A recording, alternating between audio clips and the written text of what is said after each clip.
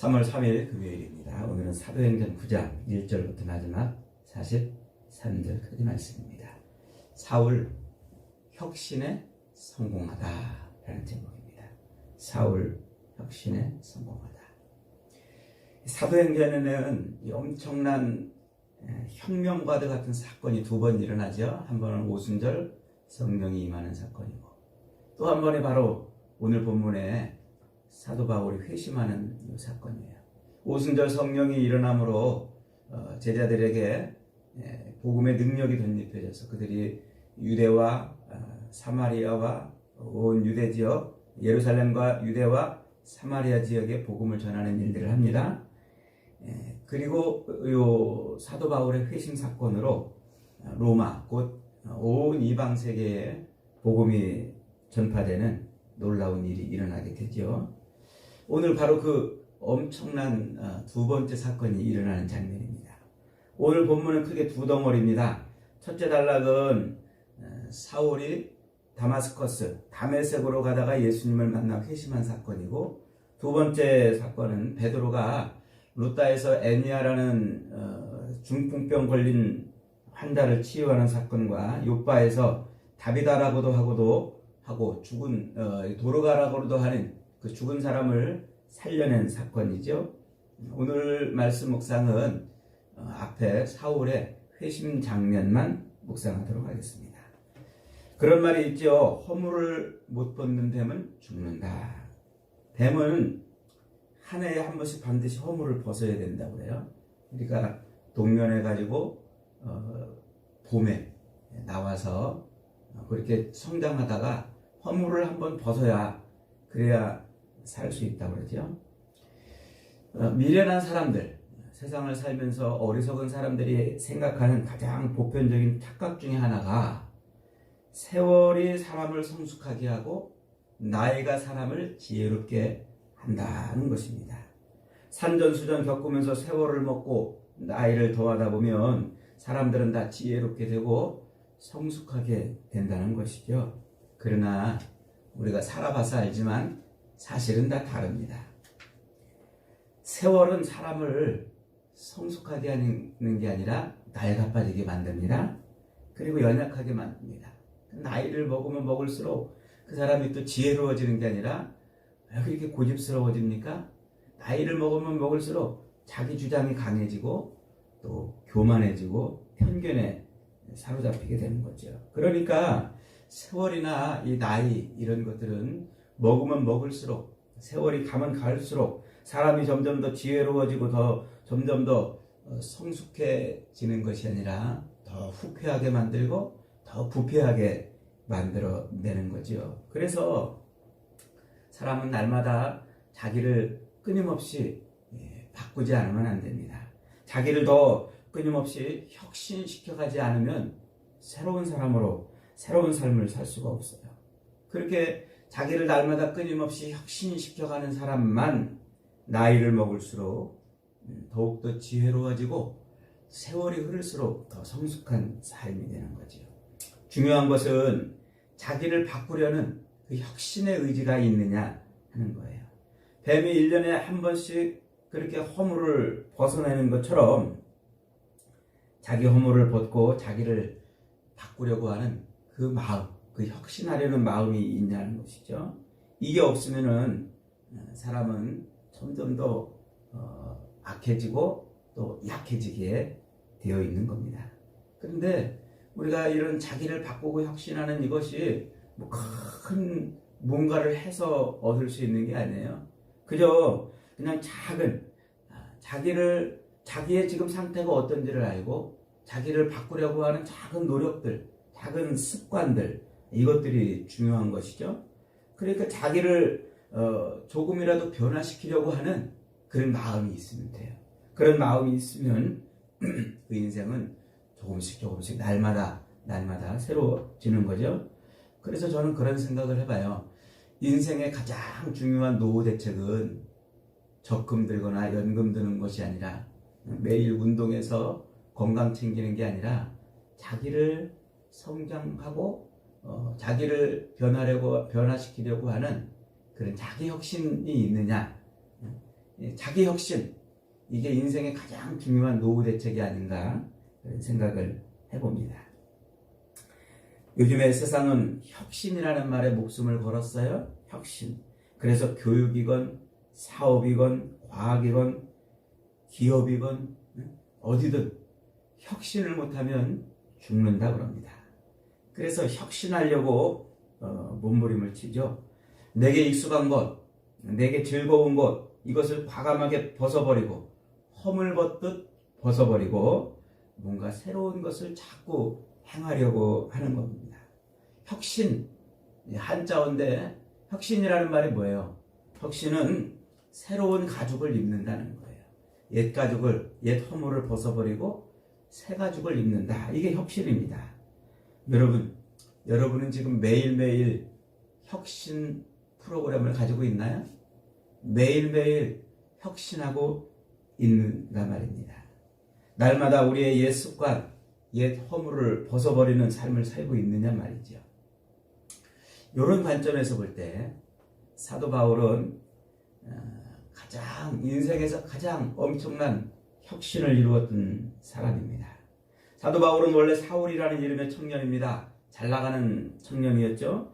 히브리인 중에 히브리인이었고 나면서부터 할례를 받았고 유대 전통과 율법에 정통한 사람이었습니다. 그는 당대 최고의 권위자인 가말리엘의 문화생으로 공부했습니다. 또 길리기아 다소 출신이죠. 헬라 문화와 철학으로 무장된 사람이란 말입니다. 당시 최고의 지성인으로 대접받는 그런 위치에 있던 사람이라는 말이죠. 또 그는 날 때부터 로마 시민권을 가졌습니다. 로마의 정치와 법에 익숙했고 정치적으로도 상당한 지위에 오른 사람이라는 뜻입니다. 요즘 말로 말하면 모든 성공할 조건들을 다 갖추고 있는 사람입니다. 그냥 사도 바울은 그렇게 살기만 해도 그는 희망이라는 이름처럼 그의 이름처럼 유명한 지도자가 되어서 아마 인생을 살았을 수도 있습니다. 그런데 그가 오늘 본문을 기점으로 완전히 180도 전혀 다른 사람이 됩니다. 오늘 본문 1절로 2절에 기록된 것처럼 사울은 몇 사람을 끌고 다메섹을 향하고 있었습니다. 예수님을 잡으러 가는 길이었죠. 얼마나 그가 열심이었습니까? 다메섹은 가까운 옆 동네가 아닙니다. 고대 아람의 수도였기도 했죠. 그리고 지금 현재 시리아의 수도이기도 합니다. 예루살렘에서는 한 250, 300km 가까이 떨어져 있는 먼 길입니다. 그런데 그 당시 교통 수준으로 생각해보면 그 먼 길은 쉬운 길이 아니었을 겁니다.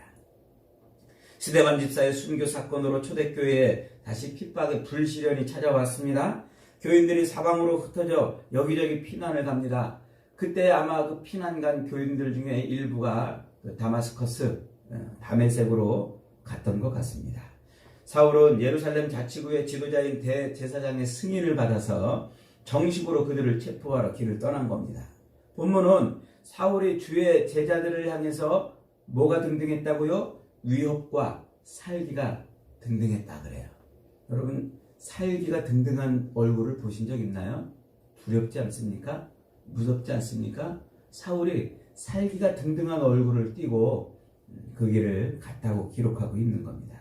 그런데 그 다메섹을 향해 가던 중 하늘로부터 사울을 향해 빛이 쏟아졌습니다.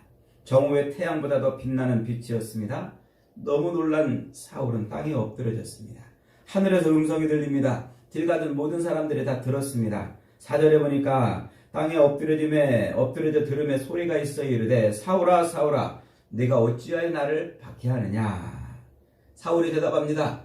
누이십니까? 주여 누이십니까? 여기서 주라는 말은 큐리오스라고 이렇게 말하죠. 사람을 향해서 말할 때는 당신이 나의 주인이십니다 이런 뜻이에요. 또 이게 하나님을 지칭할 때도 주 이렇게 표현합니다.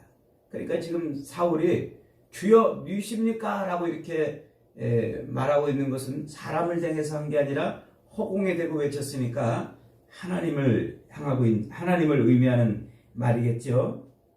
그러니까 사울이 지금 자기에게 말하고 있는 그 음성을 하나님으로 인식을 했다는 것이죠. 지금 사울이 그렇게 주여 누이십니까? 하나님에 대해서 하나님을 인식하며 외친 그 말에 대해서 예수님이 이렇게 말합니다. 나는 네가 박해하는 예수니라. 사울이 핍박하는 예수님이 곧 하나님이라는 뜻이에요. 자기가 열심히 핍박했던 그 예수가 곧 하나님이라는 거예요. 얼마나 기가 막혔을까요? 하나님을 대적하고 성전을 모독한 죄로 율법의 저주를 받아서 나무에 매달려 죽은 사기꾼 아닙니까? 유대 종교와 전통을 위협하는 거짓 선지자라고 생각했던 그 예수가 누구라고요? 하나님이라는 거예요. 자기가 얼마나 많은 예수쟁이들을 잡아 옥에다 가두고 때리고 그랬습니까? 또 스데반이 죽을 때 그의 옷을 사울이라는 청년 앞에 놓았다 그랬잖아요. 그것은 그 스데반을 죽이는 그 일에 사도 바울이 주도적으로 일을 했다는 거예요. 그래서 그 죽음을 확인하는 의미로 옷을 갖다가 놓는 거거든요. 그러니까 이 사울이라는 청년이 스데반을 죽이는데 앞장을 섰다는 말이죠. 그런데 그렇게 그 스데반을 통해서 외쳐진 예수, 그 예수를 지금 그 예수가 누구라는 거예요? 하나님.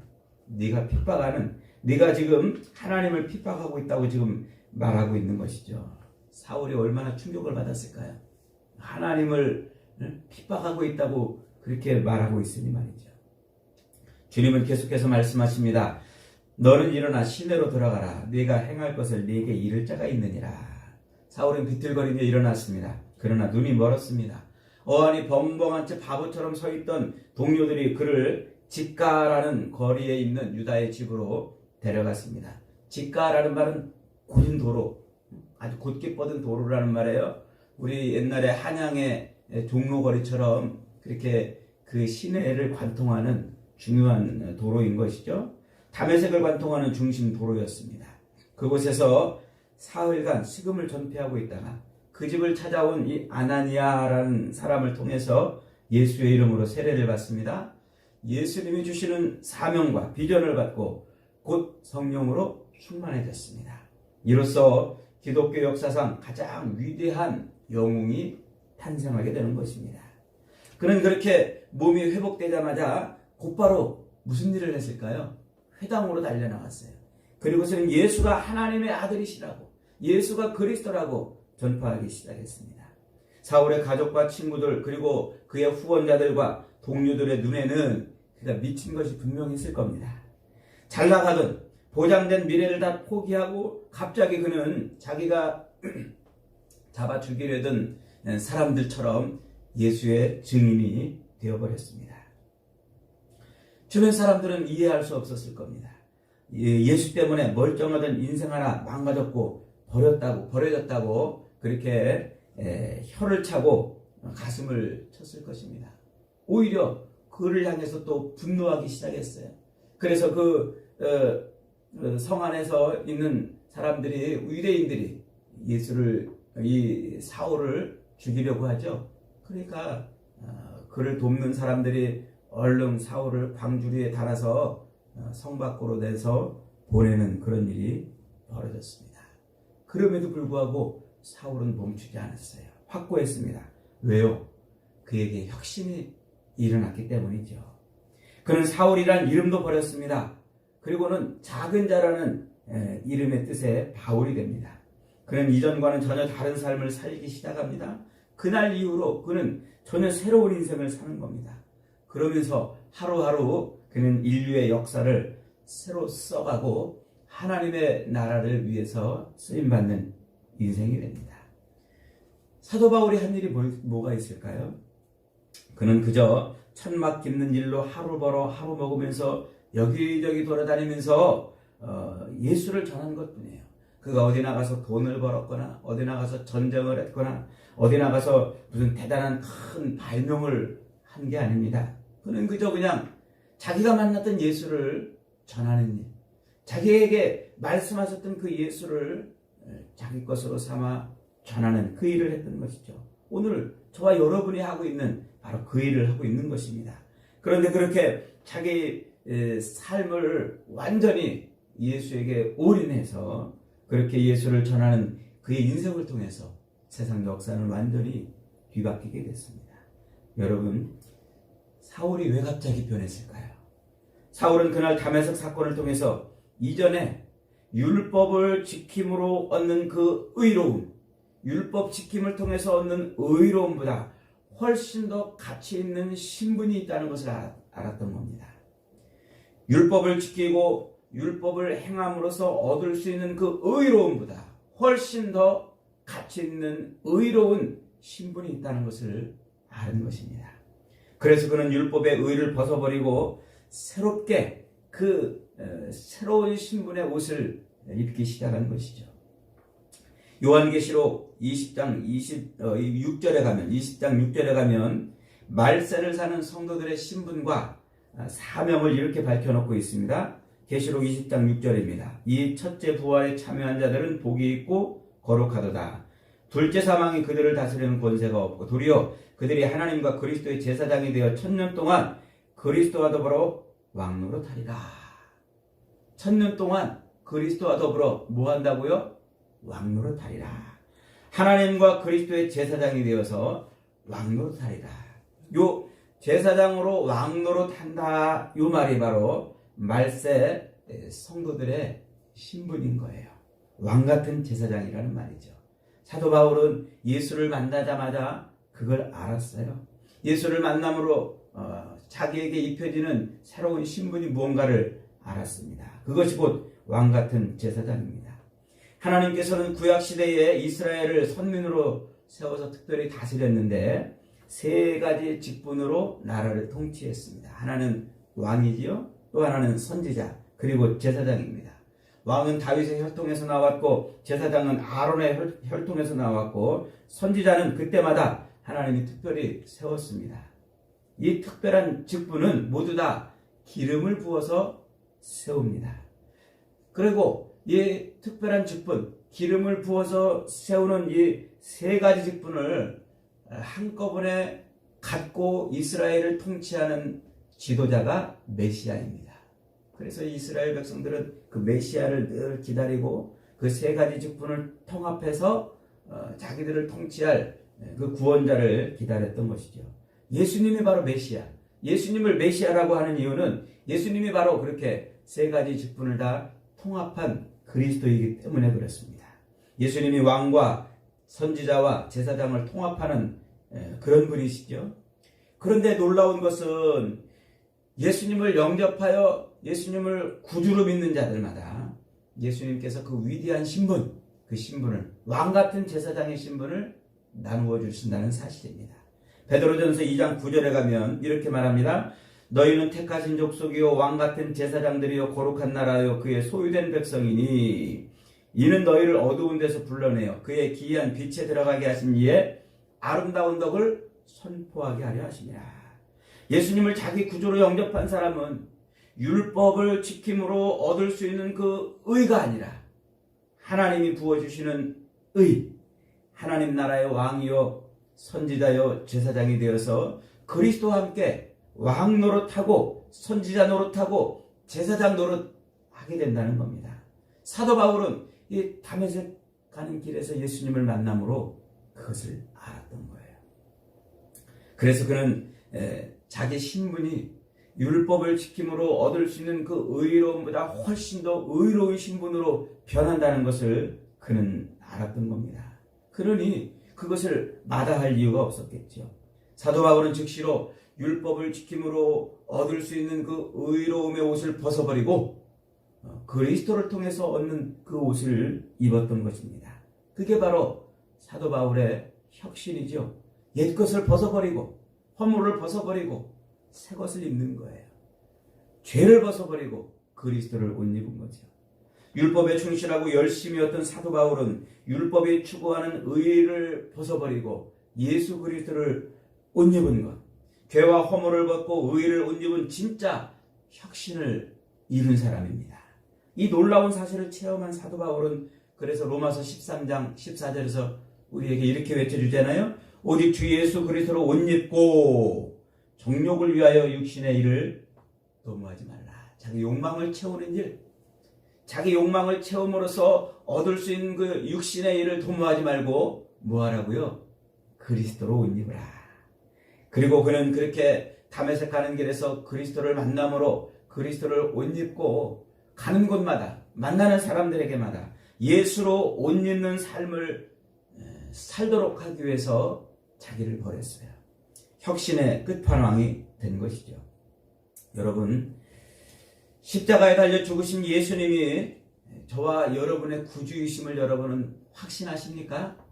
그렇다면 우리는 이미 신분 상승에 성공한 사람들입니다. 세상에서는 더 이상 출세를 하지 못해도 억울할 일이 하나도 없습니다. 왜냐하면 우리는 옛 허물을 벗고 새 옷을 입었기 때문에 그렇습니다. 옛 것을 벗어버리고 새 것을 입은 혁신에 성공한 사람이기 때문에 그렇습니다.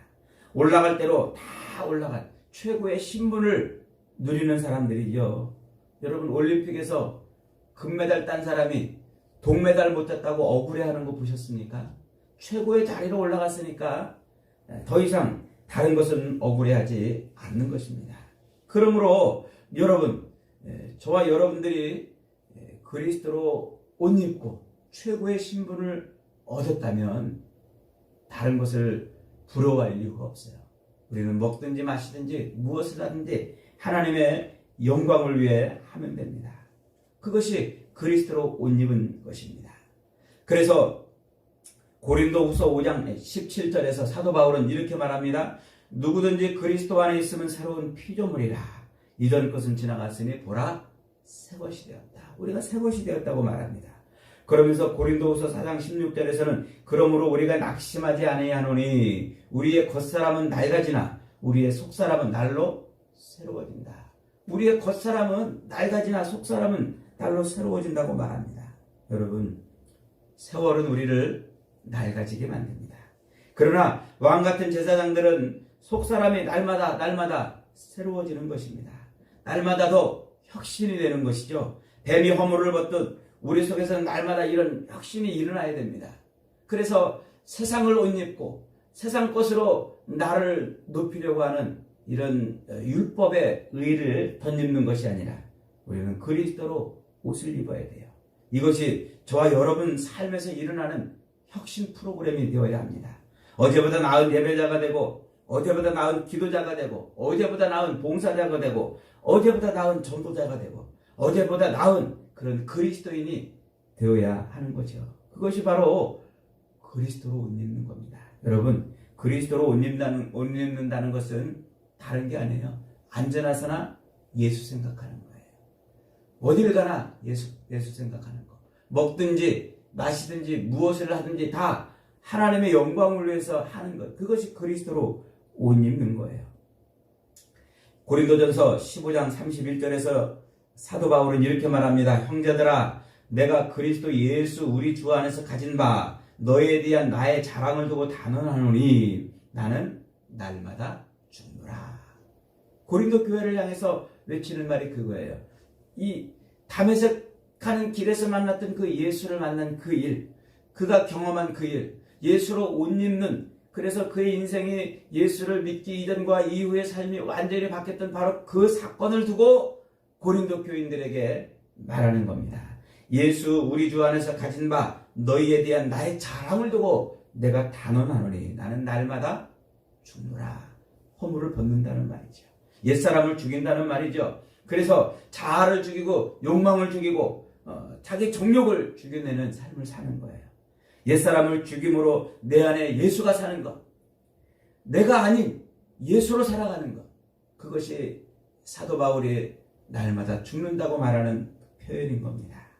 날마다 새로워지지 않으면 시간이 갈수록 나이를 먹을수록 우리는 자동으로 더 낡아지고 더러워지고 악해지고 굳어지고 게을러지고 어두워지는 것 아니겠습니까? 사랑하는 여러분, 날마다 그리스도로 옷 입어야 돼요. 안전하서나 예수 생각하고 먹든지 마시든지 무엇을 하든지 하나님의 영광을 위해서 해야 되는 겁니다. 사랑하는 여러분, 성도가 무엇입니까? 성도란 조금씩 한꺼풀씩 날마다 허물을 벗는 사람을 성도라 그럽니다. 하늘에서 빛이 쏟아져 사울을 바울 되게 하신 하나님은 매일 아침마다 저 붉은 태양을 이글거리며 떠오르게 하시고 그 태양의 빛을 우리에게 쏟아 부어주심으로 그리스도를 생각하게 하십니다. 떠오르는 태양을 바라보고 허물을 벗고 그 빛의 갑옷을 입으십시오. 참빛이신 예수님을 옷 입으십시오. 태양의 빛이 떠올라 우리를 비치는데도 여전히 욕망과 정욕에 붙들려 사는 삶을 살지 마시고 그 빛이 떠오르거든 예수님, 우리 인생의 진짜 빛이신 예수님을 기억하십시오. 그리고 그 예수 그리스도로 날마다 옷을 갈아입으십시오. 그분만이 우리의 삶을 송두리째 바꿀 수 있고 그분만이 우리를 새롭게 하고 그분만이 우리를 전혀 다른 인생이 살게 하는 겁니다. 사랑하는 여러분, 오늘도 인간의 노력으로 뭔가를 얻으려는 율법적 삶이 아니라 그리스도로 옷 입는 혁신의 삶을 사시길 바랍니다. 그래서 하나님이 사도 바울을 크게 쓰셨던 것처럼 저와 여러분도 하나님의 나라를 위해서 쓰임받는 복된 인생들이 다 되시기를 주님의 이름으로 축복합니다. 아멘.